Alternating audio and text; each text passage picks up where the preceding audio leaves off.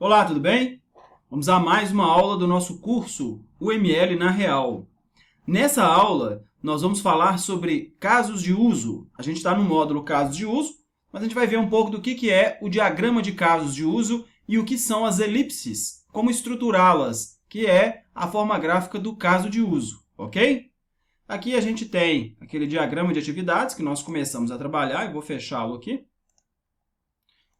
E a gente agora vai criar um diagrama de casos de uso, que é onde nós vamos colocar os casos de uso do contexto em que a gente está estudando, que é dessa solução de eventos. Vamos adicionar um diagrama. É um diagrama comportamental, só relembrando, né? É comportamental porque a gente está falando daquilo que é dinâmico, que não é estrutural numa solução de software. É aquilo que reflete algo dinâmico, o comportamento do sistema. Use case. Vamos lá. Aqui a gente tem a toolbox. Em toda ferramenta case, ou ferramentas que tenham formas geométricas para fazer coisas de UML, a gente tem uma série de ferramentinhas onde nós podemos, a partir delas, usar os nossos elementos e os nossos relacionamentos que compõem os nossos diagramas da UML. Aqui a gente está usando uma ferramenta case, mas se nós estivéssemos fazendo esse desenho numa folha de papel ou numa parede, num quadro branco, o raciocínio seria o mesmo, tá? Mas a gente vai usar a ferramenta para a gente dar uma visão geral ao final do nosso curso. O elemento que a gente usa é esse aqui, é o use case, ou caso de uso. Eu não vou colocar o nome nele ainda, só para a gente falar rapidinho sobre a forma gráfica. Se a gente observar, é uma elipse, ou uma bolinha um pouco oval. Quando a gente fala da representação gráfica de um caso de uso, basicamente é isso aqui. E esse caso de uso a gente tem que dar nome para ele. A gente tem aqui uma série de recursos da ferramenta que eu não vou entrar no mérito, tá? Mas vamos considerar que esse use case é o caso de uso onde nós vamos representar, através dele, a funcionalidade de login no nosso site de eventos. Agora eu já vou falar um pouco de plataforma, daquilo que vai ser o software que a gente vai fazer. Então, a gente vai chamar esse cara de realizar login. Beleza, temos um caso de uso. Essa aula rapidinha, a gente vai falar só sobre os casos de uso. Depois a gente vai falar um pouco mais sobre os relacionamentos entre os casos de uso, o porquê de cada relacionamento, e na aula seguinte a essa a gente vai falar de atores. Então, vamos apenas estruturar aqui dentro do nosso diagrama quais seriam potenciais casos de uso que nós teríamos para esse desenho de solução que a gente está fazendo. A gente tem o login e a gente entende que quando um usuário... Vamos até, inclusive, abrir aqui o nosso diagrama de atividades para a gente revisitar um pouco da lógica que a gente está colocando, um pouco do sentido que a gente está dando para o escopo do nosso sistema. A gente tem aqui na parte de compra de ingressos a realização do login, depois a seleção do evento. Vamos, então, criar um caso de uso para seleção de evento. A gente tira aqui o use case, selecionar evento. Antigamente, principalmente quando nós falávamos, ou ainda falamos, né, a depender da realidade de cada empresa, de ciclos de vida de produção de software em cascata ou waterfall, como havia-se aquele hábito, ou aquela necessidade, ou aquele padrão de se especificar tudo primeiro para depois construir tudo, como os artefatos de especificação eram muitos, ou seja, para cada sistema de médio porte tinha-se, por exemplo, 30 diagramas de caso de uso, representando 100% do escopo que seria desenvolvido. Nessa época, ou em empresas que ainda fazem isso, tem algumas pessoas que têm um hábito de numerar, para poder não perder a sequência. Então, seria tipo isso aqui. O C, coloca-se uma sigla, né? O C001, realizar login. Esse aqui seria, por exemplo, o C002, selecionar evento. Mas, até como um pouco da filosofia desse curso, a ideia é nós utilizarmos o recurso de diagramação, especificação através de diagramas, apenas quando realmente for necessário. Não é para documentar tudo, é para especificar aquilo que realmente faz sentido especificar, para que a gente tenha o mínimo de problemas quando a gente for materializar o software. eu vou desfazer essa numeração porque eu acho que não tem sentido, até porque o objetivo aqui não é documentação 100% do escopo, e sim ter referência de especificação para que a gente possa realmente especificar e diminuir o problema do cone da incerteza, por exemplo, que a gente já viu um pouquinho. Se você tiver dúvida, você pode colocar lá no grupo. Tem bastante conteúdo para a gente poder falar sobre cone da incerteza. E diminuir a falta de entendimento ou o desalinhamento entre os membros de um time de desenvolvimento. Inclusive, mais uma vez eu ressalto, a grande finalidade da UML, na minha opinião, nos tempos atuais em que nós estamos da cultura de produção de software, é comunicação, melhorar o entendimento das coisas que devem ser feitas e como essas coisas devem ser feitas pelo time de desenvolvimento. Quando eu falo time de desenvolvimento, eu estou falando de toda uma equipe, tá? Não apenas de programadores / desenvolvedores. Beleza. A gente entende que a gente realiza login, que a gente seleciona evento. Depois a gente tem que fazer pagamento, né? Como a gente pode ver aqui, ó, selecionar forma de pagamento, onde tem uma tratativa para cartão de crédito ou débito. Então vamos colocar um outro caso de uso. Realizar pagamento. Se você observar, a gente está tendo aqui 3 situações que estamos começando a dar uma separada, né? Ou seja, estamos desacoplando uma solução em tempo de raciocínio. Por que eu estou falando isso? Se a gente tiver um caso de uso com 200 coisas especificadas dentro dele, isso tende a ser muito ruim. Por quê? Se isso está sendo uma referência de documentação ou de especificação para uma equipe de desenvolvimento, se a gente começar a ter, por exemplo, um caso de uso que faça metade de um sistema, é muito provável que isso vai influenciar a equipe a pensar em soluções muito acopladas ou soluções com pouca coesão, sem a separação de responsabilidades adequada. Separação de responsabilidades é um conceito fundamental na boa modelagem de software, que é cada pedaço do software faz somente aquilo que tem que realmente fazer. A ausência de um fraco acoplamento faz com que as soluções tenham muitos problemas de qualidade e de arquitetura. Então aqui a gente já vai separando, considerando que, temos uma funcionalidade de realizar login.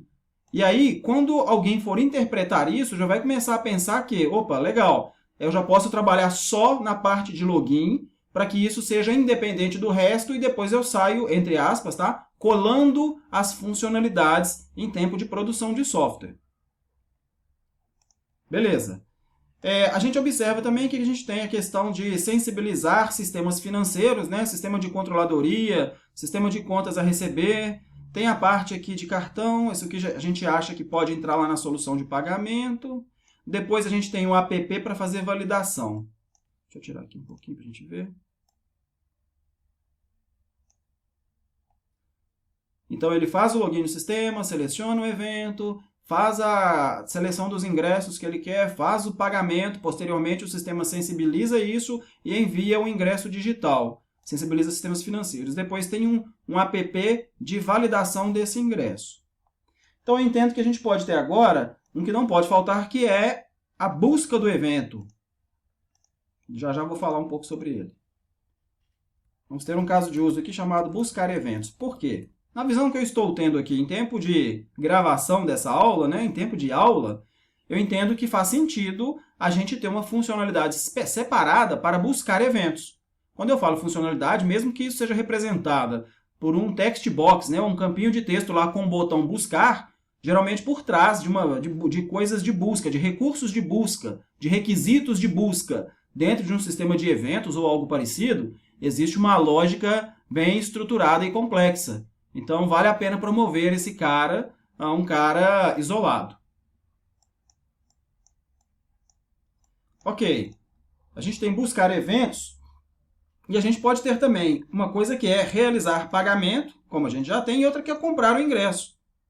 Você pode pensar assim, puxa vida, mas comprar o ingresso já não é algo que está dentro da realização de pagamento? Bom, a gente vai ver um pouco mais para frente que talvez sim, talvez não. De qualquer forma, eu acho que vale a pena separar um pouco toda a lógica que está intrínseca, né, e meio que implícita também a de compra de ingresso em um caso de uso só para comprar ingresso e a de realização de pagamento em um caso de uso só de realização de pagamento. Lembrando que cada caso de uso nos remete a uma funcionalidade específica do software. E só um parênteses muito interessante, tem muita gente que faz confusão ou fica na dúvida mesmo com relação a cada caso de uso é uma funcionalidade. Se cada caso de uso é uma funcionalidade, isso é igual uma tela? Se a gente for considerar a forma de pensar sistema mais antiga, ou seja, de 1995 até 2007, 2008, onde nós tínhamos aqueles sistemas com menus, e cada item de menu levava para uma tela, talvez isso poderia fazer sentido. Só que hoje, a gente está muito avançado com relação a coisas envolvendo design de interface, design de experiência do usuário. Com isso, às vezes, nós temos uma única interface gráfica e nela nós temos N funcionalidades sendo realizadas. Vale a pena a gente ficar atento a isso porque não necessariamente uma funcionalidade é uma tela, mas às vezes pode ser também, a dependendo da arquitetura funcional, digamos assim, do sistema. E entendo também que a gente tem que fazer esse processo aqui, que é enviar o ingresso digital. O envio do ingresso digital, a gente pode entender como sendo um processo que, após um pagamento realizado com sucesso, ele tem que montar o ingresso, tem que enviar esse ingresso para um e-mail, por exemplo, do comprador, e lá vai chegar um arquivo com uma série de especificidades, com um QR Code ou um código de barras, com dados de validação daquele ingresso. Então, na minha cabeça, faz sentido promover isso a um caso de uso isolado. Vou colocar aqui um outro caso de uso, que é enviar ingresso digital.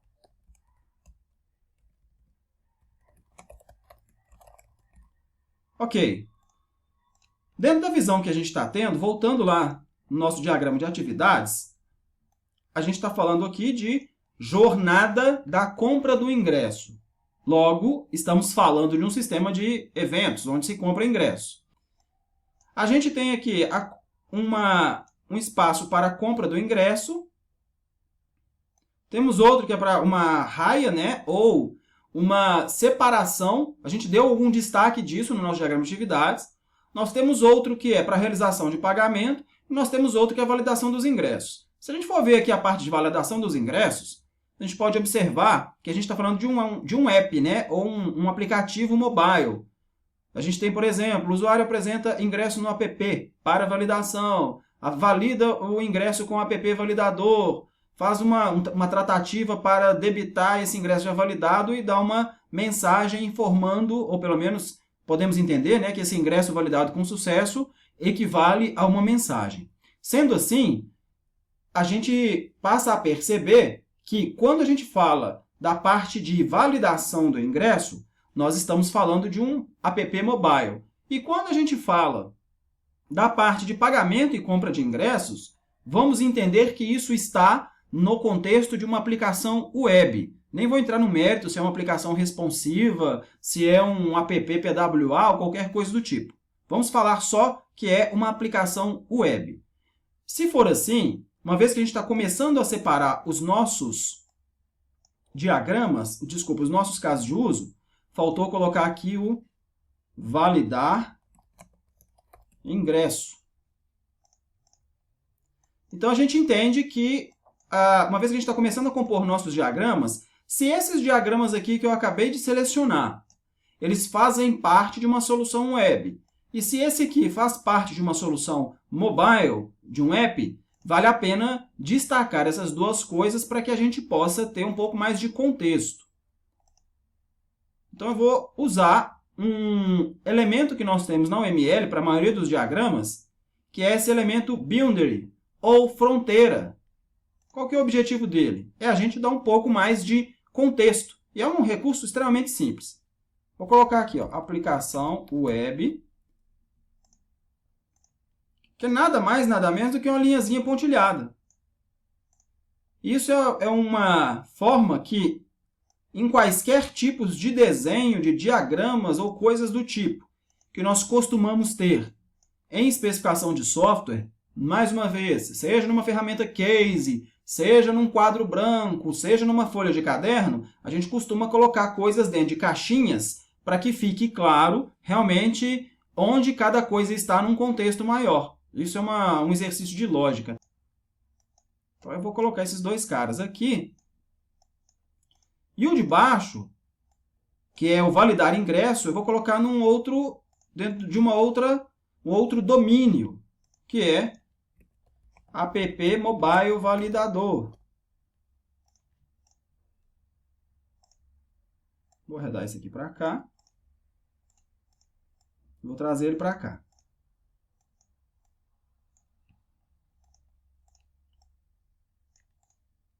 Ok? Detalhe, nós agora vamos fazer a aula sobre atores.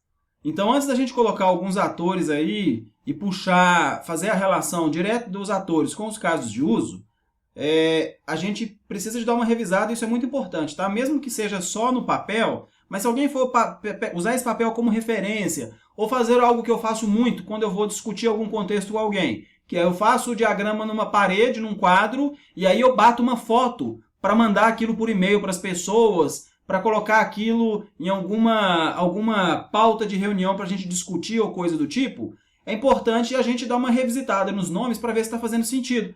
Por quê? Quanto mais rico o nome de um elemento, mais fácil de perceber exatamente o que ele tem que fazer. Aqui a gente colocou aplicação web. Vale a pena, talvez, colocar assim, aplicação web de venda de ingressos. A gente tem realizar login, ok, buscar eventos, ok, selecionar evento, ok. Realizar pagamento. Eu vou fazer um pequeno ajuste, lembrando, nós estamos em tempo de pensar, tá? De raciocínio da solução. Então, a gente pode passar a borracha a qualquer momento. Como eu estou fazendo numa ferramenta case, eu não tenho borracha para passar, mas tenho um del ou outros botões do teclado para apertar. Mas o ponto que eu quero colocar aqui, até para poder, mais à frente, explicar um tipo de relacionamento que tem nos casos de uso, eu vou colocar aqui outros dois casos de uso, para a gente perceber a importância de especializar e generalizar coisas. Eu vou criar um caso de uso chamado realizar pagamento por cartão de crédito. E vou colocar mais um caso de uso, que é realizar pagamento por cartão de débito. Lembra que a gente falou sobre acoplamento e coesão. Quando a gente separa bem as responsabilidades, mesmo no rascunho de um diagrama, isso já faz com que as pessoas comecem a pensar em coisas bem separadas, onde cada coisa fica no seu devido quadrado. Se aqui a gente tem realizar pagamento apenas, a gente já estaria criando uma indução para que aquele que fosse entender esse diagrama pensasse talvez numa única funcionalidade de realizar pagamento e dentro dela tratar-se todos os tipos de pagamento. Cartão de crédito e débito, por exemplo, ou boleto, dinheiro, transferência eletrônica de fundos ou qualquer outro tipo. Lembrando também, aí vou colocar mais dois detalhes, tá? O outro detalhe existem empresas, principalmente as que lidam com o governo, ou empresas que ainda têm lá os seus produtos de caixinha e gostam de uma metodologia mais tradicional, que elas especificam como algo prescritivo os casos de uso. Ou seja, se produz diagramas de caso de uso, especifica-se dentro deles os casos de uso e aí passa para um desenvolvedor baseado naquilo codificar. Para empresas que estão nesse contexto, aí o nível de rigor com o diagrama e o detalhamento do diagrama ainda deve ser maior, tá? Em equipes que estão indo mais para um mindset ágil, para uma metodologia mais ágil, esse nível de rigor entra mais no contexto apenas da comunicação e do esboço de ideias. Aí o rigor não é tão grande. E mais uma coisa apenas, que é o último detalhe, aqui no curso a gente está falando de UML. A UML, quando a gente fala de casos de uso, ela não define como que os casos de uso vão ser especificados em termos de passo a passo dentro do corpo de cada caso de uso. Mas existe uma série de boas práticas e de recomendações nesse sentido. Se você for algum profissional que queira entrar mais no detalhe, queira ficar super especialista em casos de uso, nós temos um curso que, se você ainda não conheceu, pode verificar no nosso site ou mandar um e-mail para mim, que é um curso só de casos de uso. Porque quando a gente vai entrar no mérito do detalhamento de casos de uso, aí, como se diz popularmente, né, o buraco é um pouco mais fundo. Então, a gente já tem aí os casos de uso que nós vamos utilizar para continuar esse módulo nosso. Agora, na próxima aula, a gente vai ver um pouco mais sobre atores, ok? Muito obrigado e um grande abraço.